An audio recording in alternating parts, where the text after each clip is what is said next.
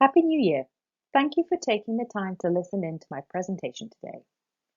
This presentation is about funding groundwater management programs, how fees were established for two new agencies in California, the Salinas Valley Basin Groundwater Sustainability Agency and the Merced Irrigation Urban Groundwater Sustainability Agency. I wanted to start out with a short introduction. I'm Catherine Hansford, Principal of Hansford Economic Consulting. I have a master's degree in agricultural economics from the University of Nevada, Reno. I have worked in the field of water resources and utilities management for more than 20 years.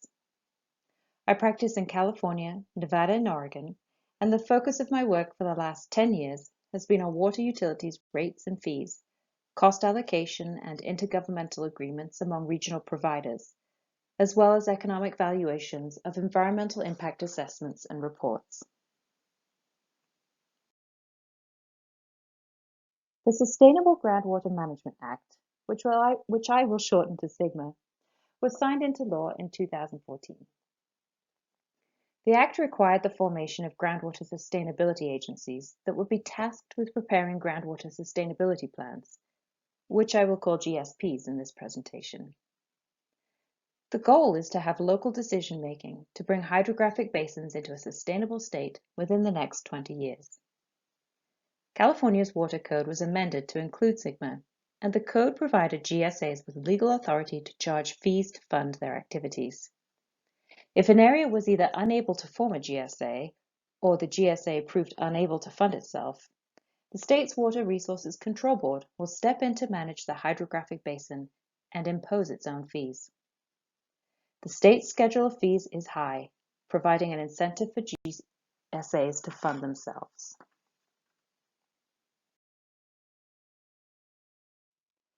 The Water Code distinguishes types of fees that can be charged based upon the types of functions the GSA does or intends to perform, and whether the GSP has been adopted or not.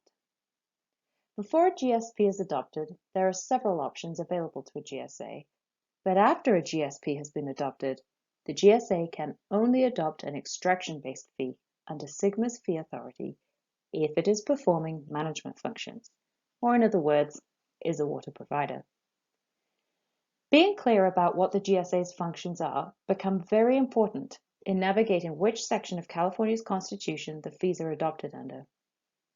If the GSA only performs regulatory functions, meaning it is not and will not be a water provider, it can impose fees based on Proposition 26 requirements. But if it is or intends to be a water provider, it must impose fees based on Proposition 218 requirements. I could give a whole presentation on the differences between these two propositions, because, as with most things California, it is complicated. Looking at this table, what you see is the authority to charge one-time and recurring fees. If the GSA is a joint powers authority, it also has powers beyond SGMA, that it may use in raising revenues, namely special taxes, assessments, tolls, and other charges for services.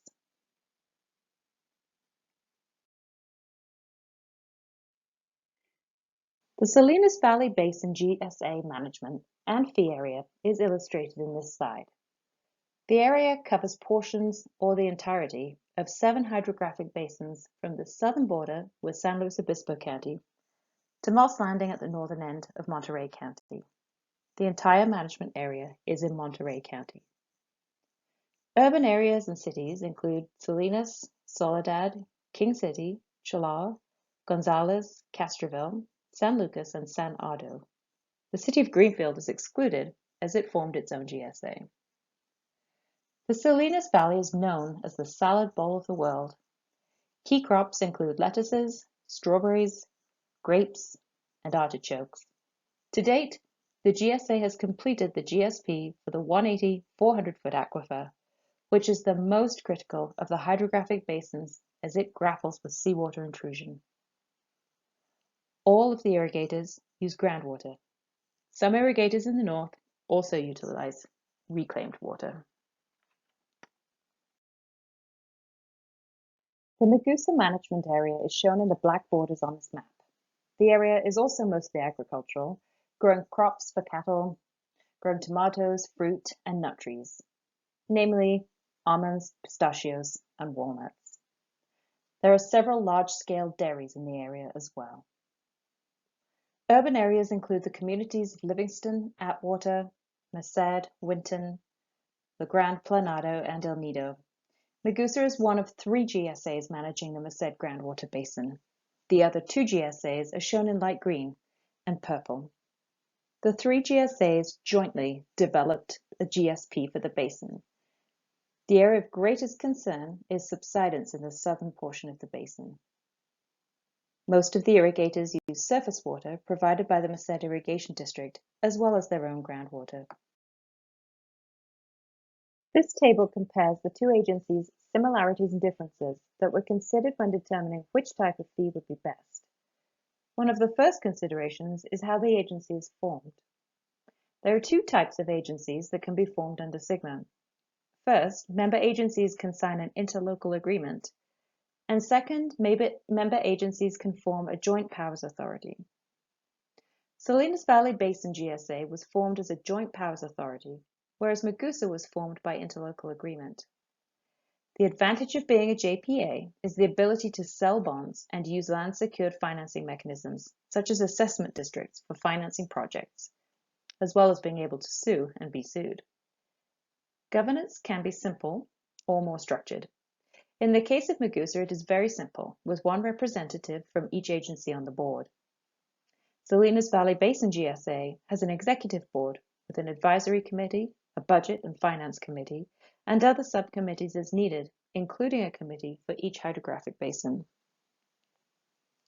In terms of customer base, both GSAs are in areas driven economically by agricultural production, and both have urban areas with disadvantaged populations.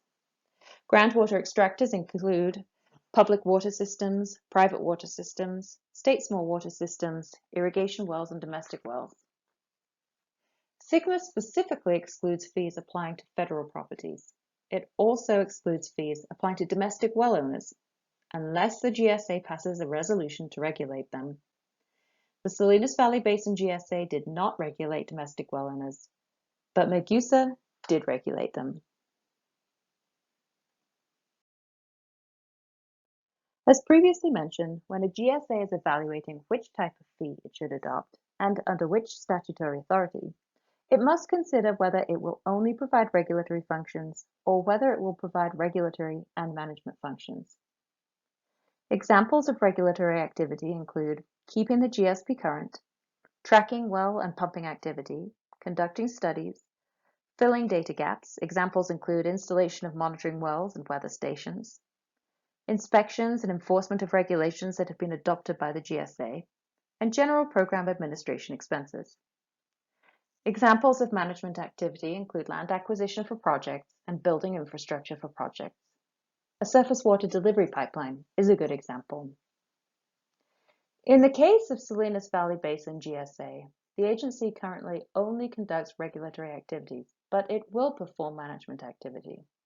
However, because it adopted a fee before its GSP was adopted, it was able to establish the fee under authority of Proposition 26.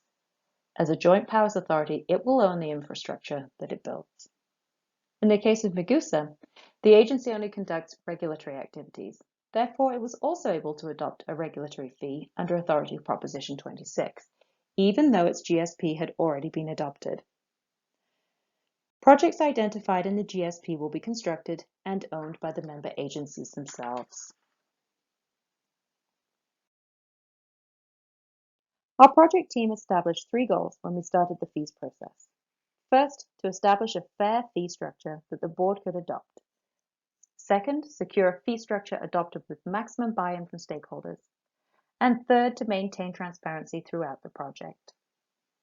The team for both projects included myself as lead consultant, project manager, and builder of the financial model and fee calculations.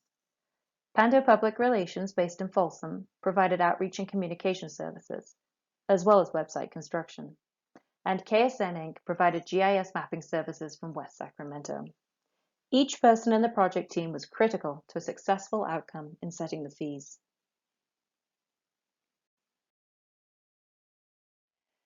The most important part of developing a regulatory fee is being able to demonstrate that there is a reasonable relationship between what each party pays and the benefits that the payer receives from the GSA. These are the options that were considered for the regulatory fee for both agencies. A wellhead charge. This could be a flat fee for all wells, or could vary based on factors such as age of the well or capacity of the well. A parcel fee. This could be a flat fee per parcel or could vary based on size limits, location, or other factors. An acreage fee applies a fee per acre to the parcel's acreage. A point of connection fee is a fee that would only be applied to water systems with distribution to parcels of property. And an extraction fee could be applied per gallon, per cubic foot, or per acre foot of groundwater extracted. And the fee could be a hybrid of these different fee types.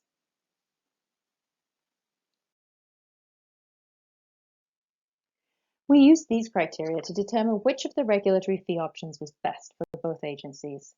We used a matrix and point system with the agencies to weight and rank each of these criteria.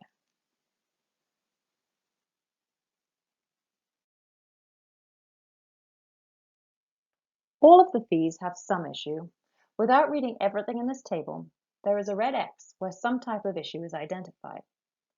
The biggest issue for both agencies was finding a fee structure that would be equitable, given the complex makeup of water users in both management areas.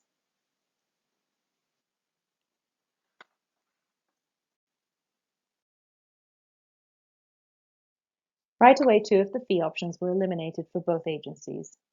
These fee options were eliminated primarily due to data gaps or mistrust in available data. With the wellhead fee, there was a lack of data for both fee areas. The county's well records were not considered to be reliable enough in both areas. With the extraction fee, it was imperative that well data be comprehensive. In both areas, a large undertaking would be needed to register all wells with the agency. There was also concern with self-reporting of water extraction and how enforceable an extraction fee would be. While GSAs have the legal authority to place meters on privately owned wells and charge the owner for the cost of the meter, there is no appetite to do this.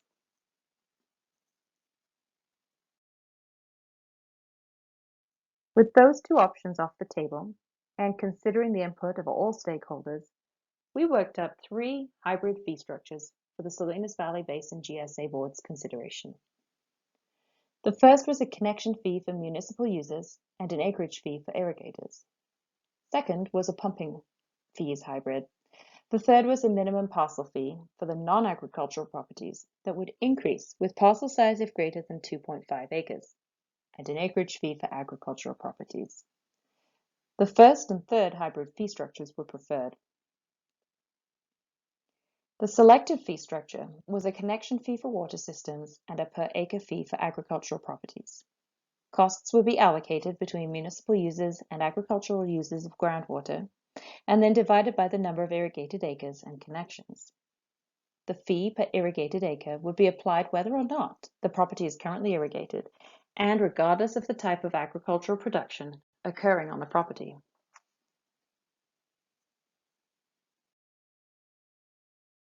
The Magusa wanted a similar fee structure in that they wanted the costs of the regulatory program to be split first between agricultural and urban users. The agricultural community supported a fee per acre, and they also felt it fairest to not distinguish between different types of agricultural users. Magusa considered a per connection fee for urban users, but they selected a structure entirely applied on a per acre basis because they intended to regulate domestic well owners. One of the issues of a per acre fee for urban users was how to account for intensity of water use by land use type. This was addressed by applying water use factors to different land uses, as shown in the next slide. Water demand coefficients established in the water master plans for Livingston, Atwater, and Merced were averaged to calculate water demand in acre feet per year for each land use type. The water demand coefficients for each land use type were compared to the water demand coefficient for low-density residential to calculate weighting factors by land use type.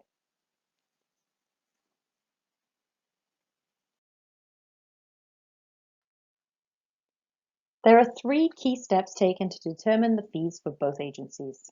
Step 1, allocate the total cost between agriculture and urban users. In Salinas, 90% of total cost was allocated to agriculture, and in Magusa, 78% of total cost was allocated to agriculture. These percentages were based on best historical groundwater pumping records. Second, the fee for agriculture was calculated. The fee is the same on a per gross acre basis, regardless of type of agricultural activity and regardless whether the property is currently irrigated or not. The fee was computed for each parcel using county assessor land use codes. Third, the fee for urban users was calculated per connection for Salinas Valley Basin GSA and per acre by land use type for Magusa.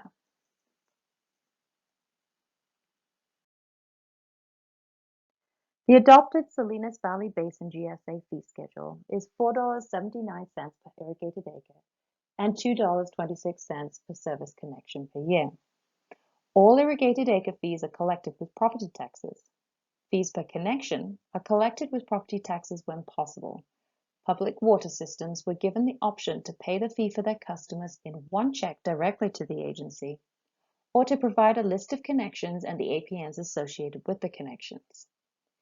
If they provided the list, then the fees for those properties were placed on the property tax roll. There are a few parcels that have to be direct billed because the county does not charge them property taxes. For example, the state of California.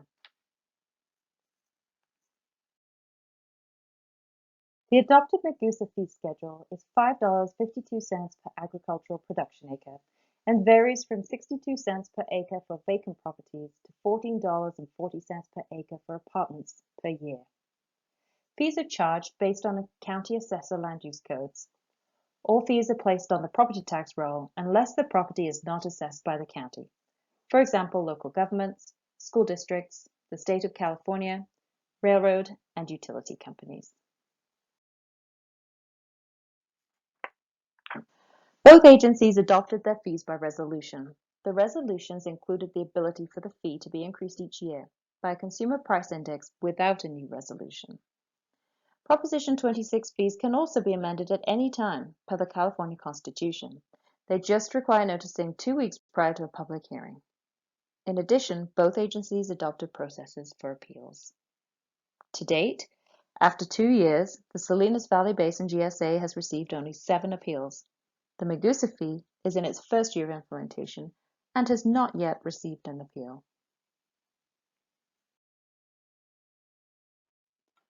Although I have left this slide to the end, a very important component of developing both fees was public outreach.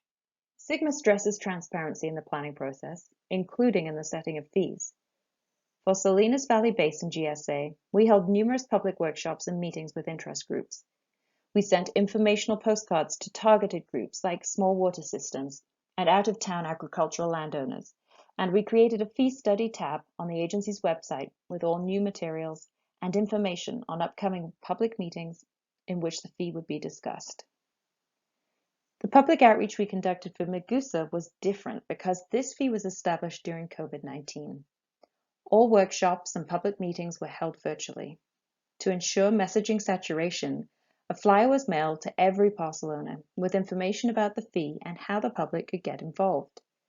We conducted many telephone interviews, primarily with representatives of the agricultural community, and we also established a fee study tab on the agency's website to post information. Thank you for listening to my virtual presentation. I hope that you will join me for a live questions and answers session immediately following the presentation.